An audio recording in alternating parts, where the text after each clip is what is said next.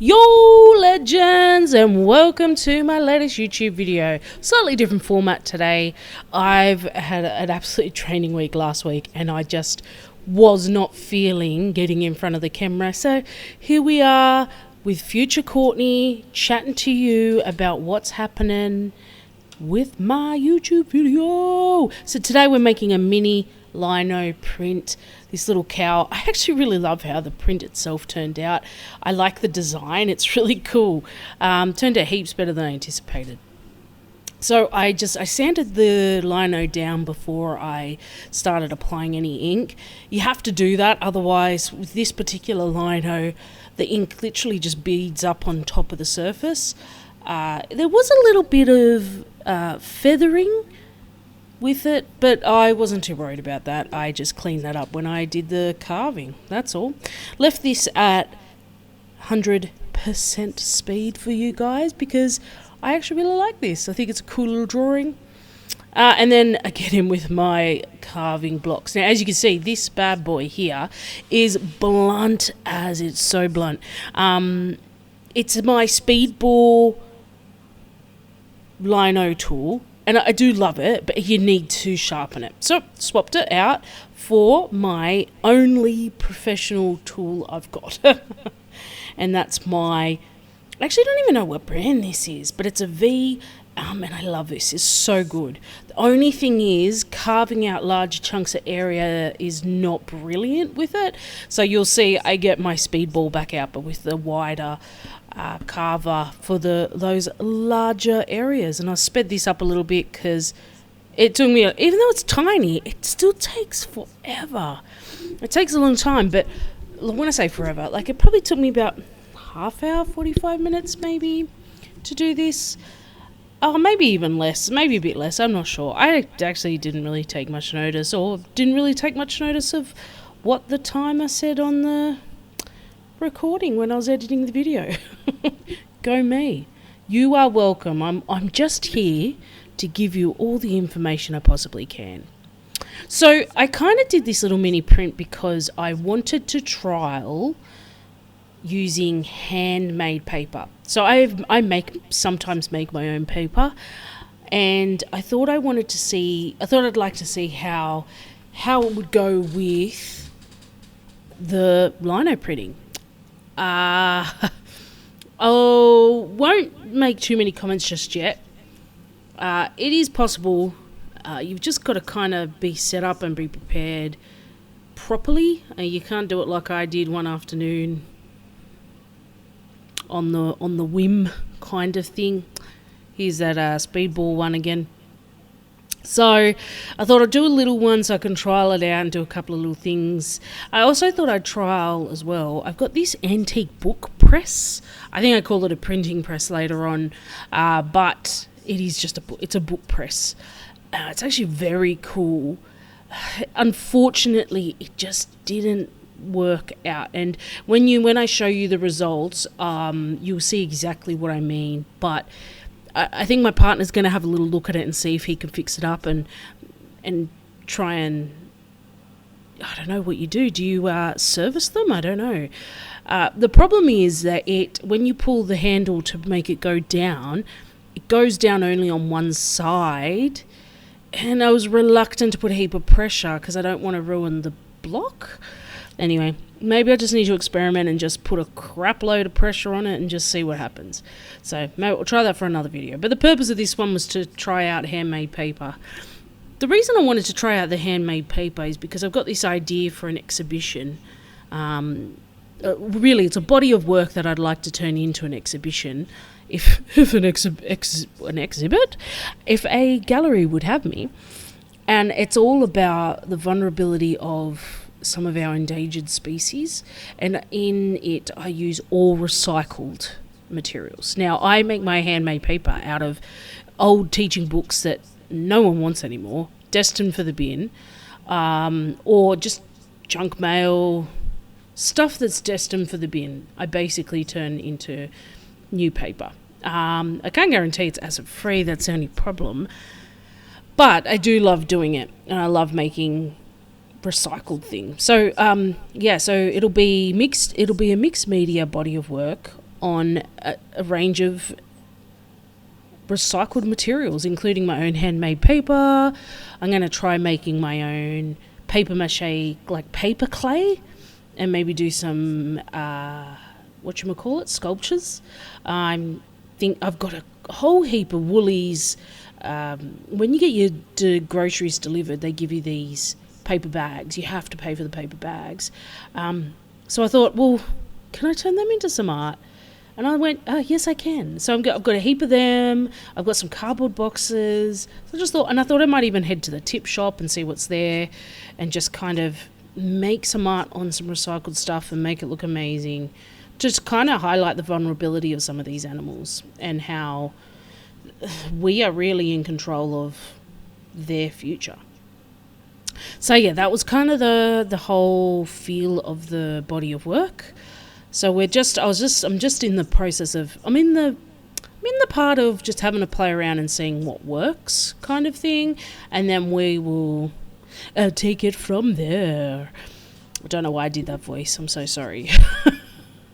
Okay, what else was I going to talk to you about? Oh, that's right. So I'm kind of a little bit inspired by my own work with this whole body of work with the recycled goods. For my HSC, my Year 12 HSC final body of my work for, the final exam, so to speak, but it's just the art practical side of it. I did a whole series of artworks on war and how a lot of really innocent people are affected by this war. And the whole thing I did on an old fridge box.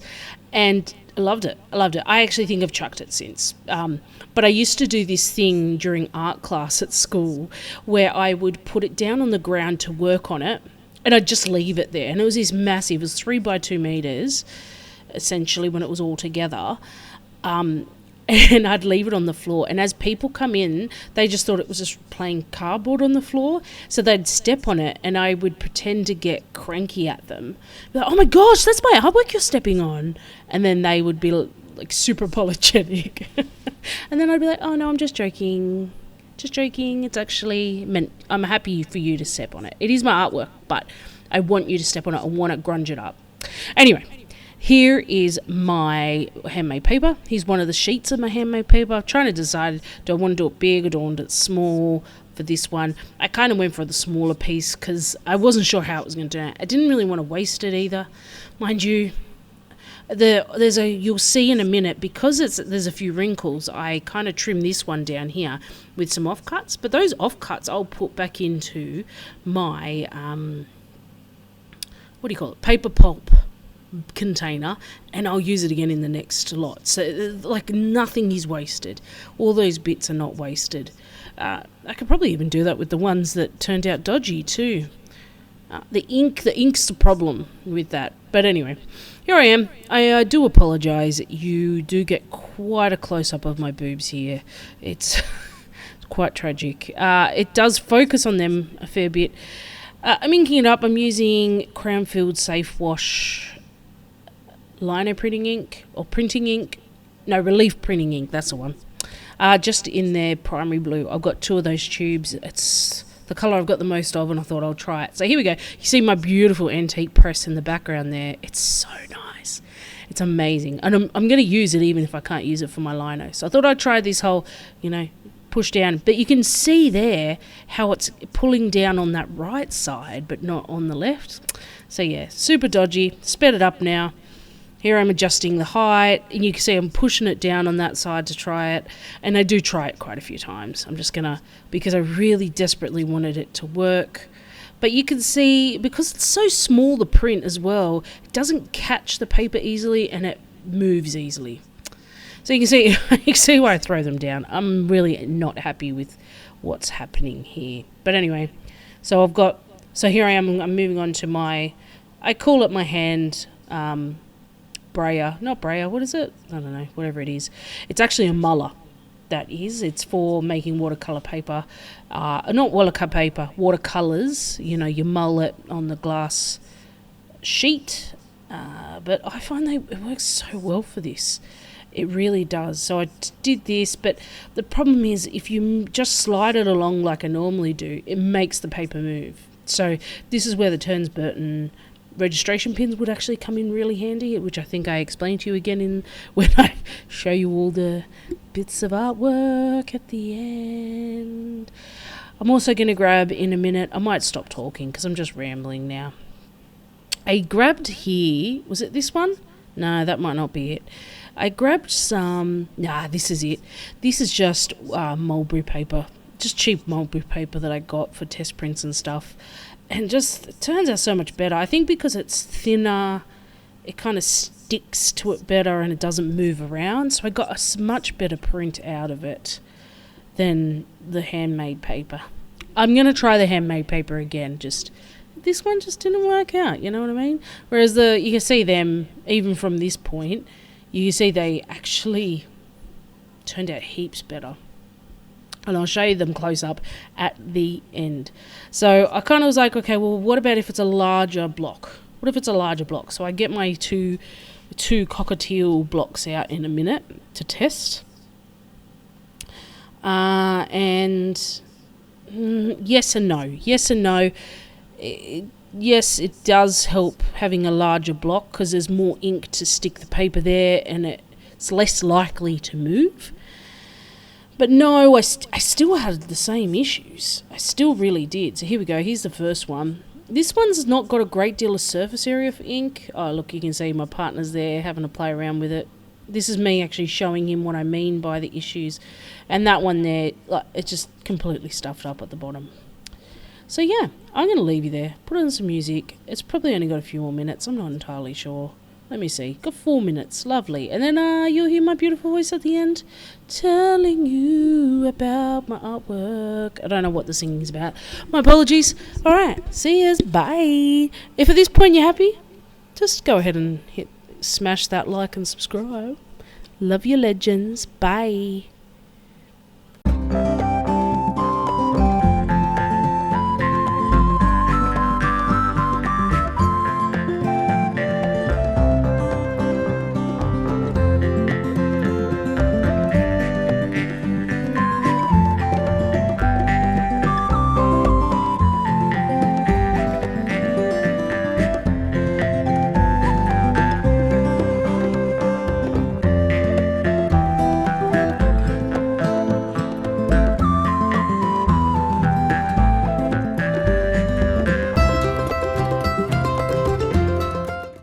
Let's have a look at our final products.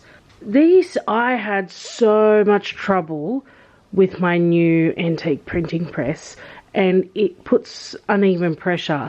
So these first few just were disasters. So then I had to start using my hand baron and they came out a lot better. But I still had such trouble trying to keep the handmade paper still. And I suppose if I use my Turns Burton registration pins, it would help a lot. And I thought, well, let's just try. This is just mulberry paper that I've got. And it turned out so much better. It was so much easier to get a nice, clean, crisp print using this mulberry paper.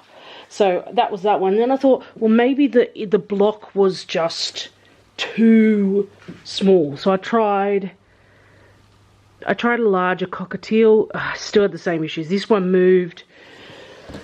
And this one you can see, it puts pressure on up the top but not down the bottom here. So it's just, I could put more pressure, but I don't want to damage the block up here just to get a print down here. So I don't think my press is going to be good for this application. So that was with the press. And then I went, okay, well, let's hand baron it. And I found these thicker handmade paper was easier. So it was easier, but you still had to be so careful because it would move so easily. The handmade paper just moves so much easier than this mulberry paper.